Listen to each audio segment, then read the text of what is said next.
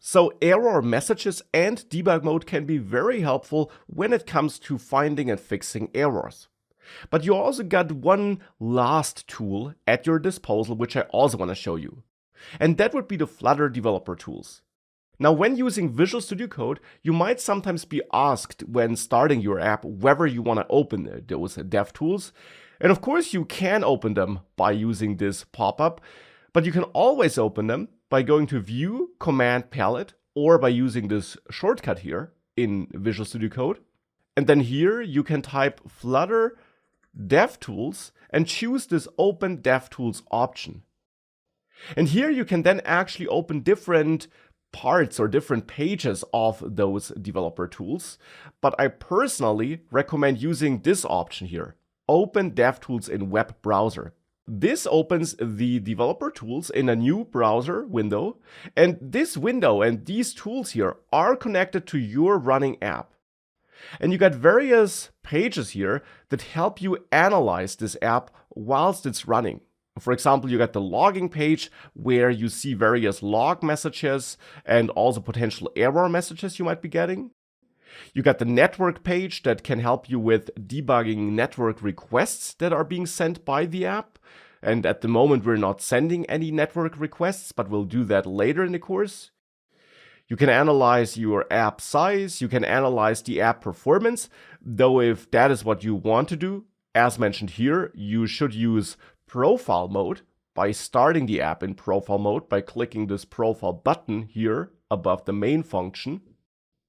Because in debug and also in the regular development run mode, there are too many helper tools going on behind the scenes by Flutter to help you with development, but those tools all slow down the app, and in profile mode there is less of that, and therefore it's this profile mode that could help you improve app performance and analyze how performant your app is. You also got a debugger here in case you don't want to use the debugging features built into Visual Studio Code, which I just showed you.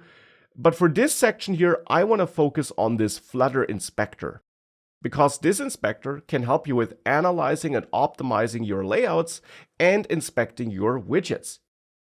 For that, you see your currently rendered widget tree here. And that's basically your UI, which you see here on the screen on the left, translated to a nested widget tree where you can see how those different widgets are related to each other. And this can be very useful for understanding what's going on your user interface and which widgets are actually involved in that user interface. But of course, you can also select those different widgets and learn a bit more about them. You always get a layout explorer here on the right, where you can see the width and the height of a selected widget and its relation to its parent widget. And if you hover over a widget here in this widget tree, you also get a window that helps you dive into the actual widget object that's being rendered behind the scenes by Flutter. And you can, for example, explore its state or any other properties that are set on that object. And this is, of course, not just available for Material app, but for all your widgets. Now, when selecting a column or a row here, you even have an interactive preview here on the right, or an interactive layout explorer to be precise, on the right, where you can adjust the main and cross-axis alignment directly at runtime from inside those Flutter DevTools. You can, of course, always do that from inside your code by editing cross-axis alignment and main axis alignment in here. And if you then save your code changes, the UI would update automatically as well, as you saw throughout this course already.